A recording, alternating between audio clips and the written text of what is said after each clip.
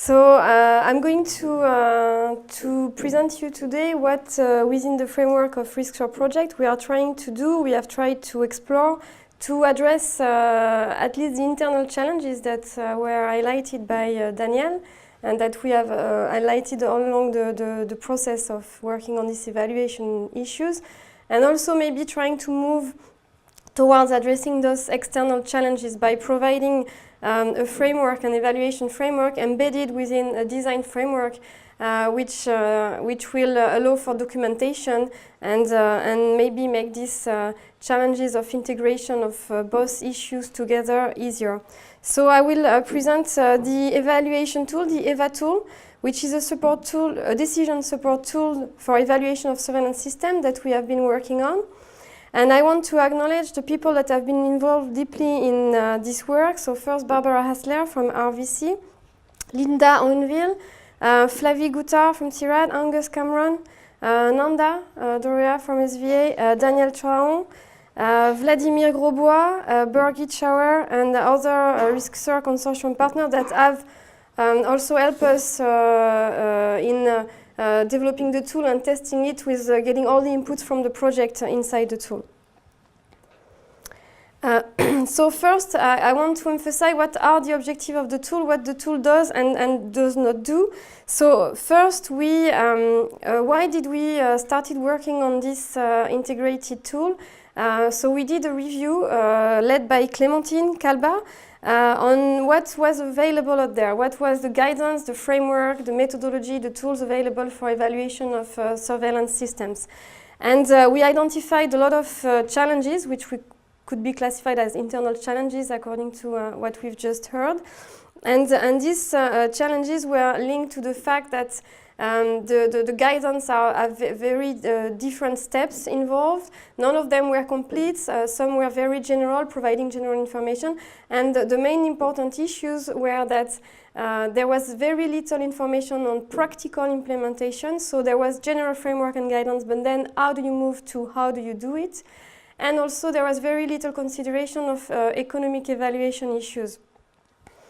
So we've worked on the EVA tool to provide guidance on the evaluation process, but also to have a very practical tool and link to a toolkit that will allow people to not only identify what they should evaluate, but how they should do it, and also thinking of innovative tools to fill in the gaps. But we also wanted to have this integration in the global context and give some kind of feedback on the information, on the evaluation process, and provide information on the feasibility of the evaluation, including resources and costs, but also provide strengths and limits of this evaluation, so giving it a quality information to provide some robustness on the process. I just want to emphasize here that this is a decision tool to help in the evaluation process, but this is not an evaluation tool. A similar way as the design tool, the design framework tool helps in the design process, but it is not implementation of surveillance, and it does not calculate the sampling size necessary and so on. So the process, so we wanted to integrate all the elements that will help positioning the result of the evaluation within the global context. So the process of the tool works that first you need to review what is your current situation. Then why am I doing an evaluation? So we provide information on how to define the evaluation question. And those two elements are key elements to identify what needs to be evaluated, what are the evaluation attributes which are relevant to this specific context and question. And then how to do it by providing tool, method, and links to this tool, and not only how to do the evaluation, but how to interpret the result of this evaluation, what does it mean, and how can I use it in my global context. So what I will try to do is to, so it's the same as for the design tool. The online tool is under development, and at the moment I can guide you through the tool with this PowerPoint format. So it is, as you can recognize what you've seen this morning. So we have the three sections up there with the design and the evaluation. a link to some statistical tools, but also we have the general context, so to inform the surveillance systems. So if you get inside the evaluation section, first you will get some information on what is the tool, what does it do, what it doesn't do, what is the objectives, and it will also guide the user in this 4-step process to define your evaluation protocol, which are first describe the evaluation context, then select the evaluation question, and then identify the relevant attributes to be evaluated and how, which methods are linked to this attribute. And then the tool will provide a summary and a report on how to perform this evaluation.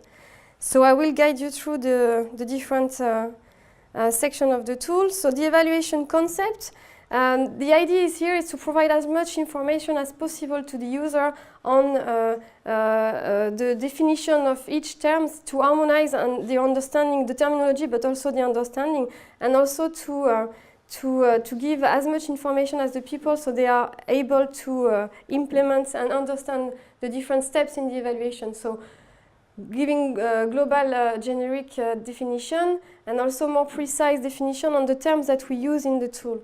And with a reminder of the different steps in this process, which is here.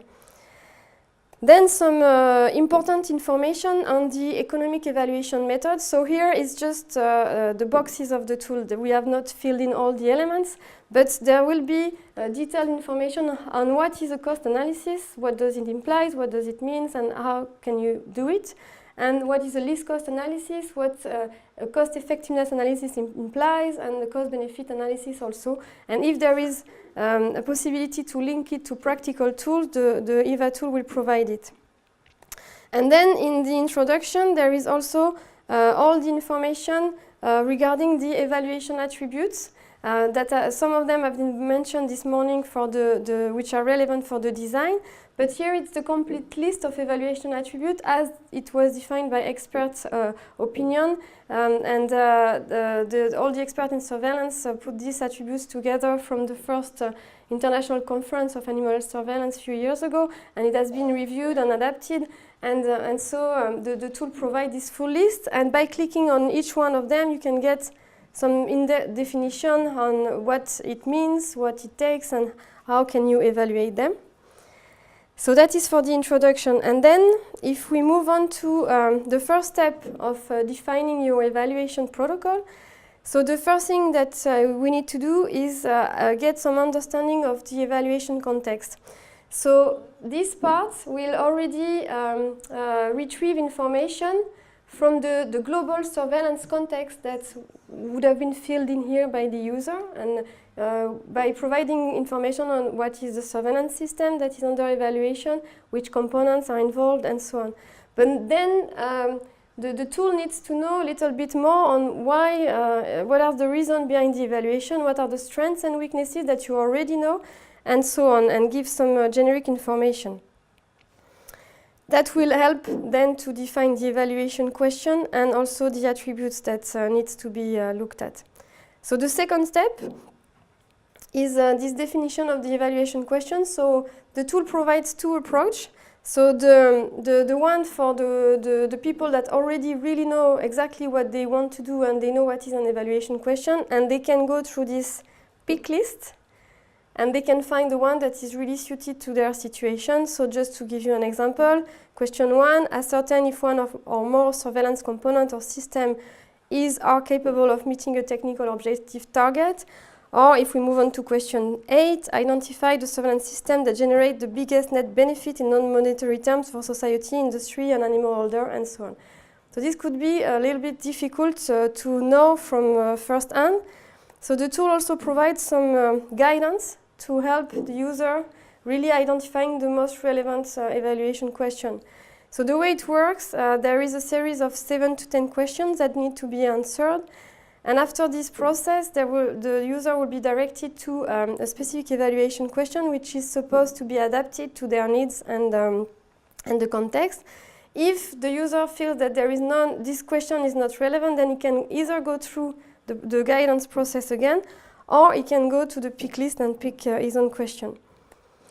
So just to give you an example, first step, you will need to select if you want to evaluate the surveillance at the component level or at the system level.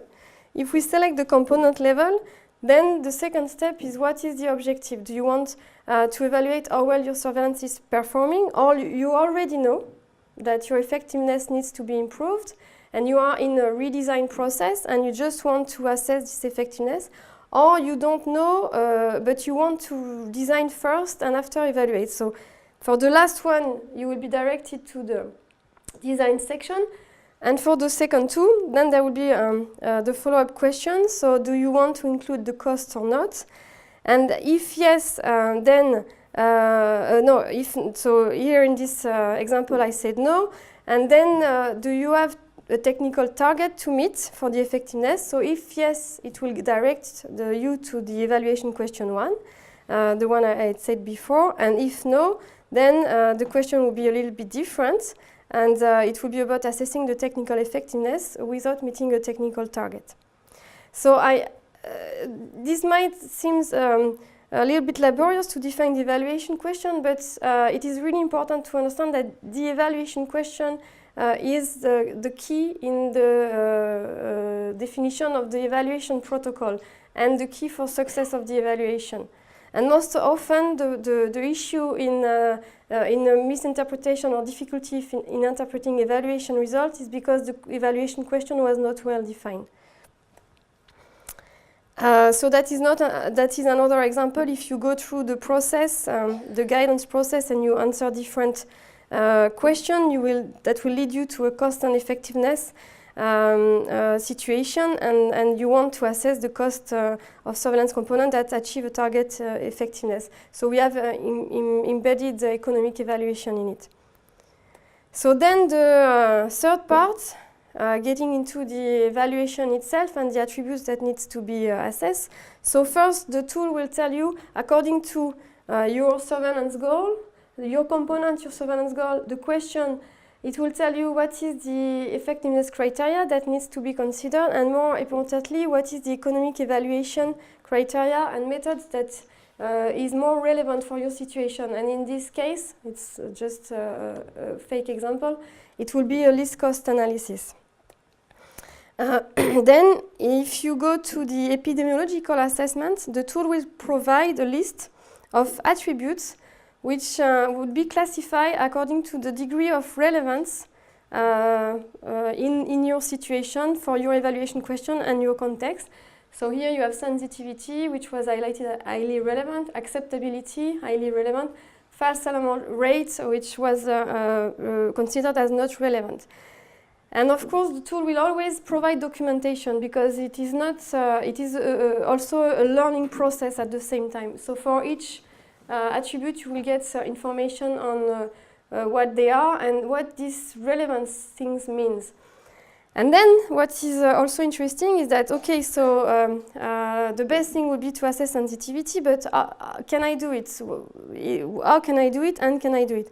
So the tool asks you to fill in this assessment form, and so you get directed to this sensitivity attribute assessment form, and then it will provide a list of methods that exist to measure sensitivity, but also information on the data required to do that, the level of expertise, so this is just like a summary, but it will be much more detailed. And also, according to this information, you will be able to review if you have the data, and if you don't have the data, can you collect them, and if you cannot collect them, then you cannot use this method. And also references, published references, so you can get more information on the method itself.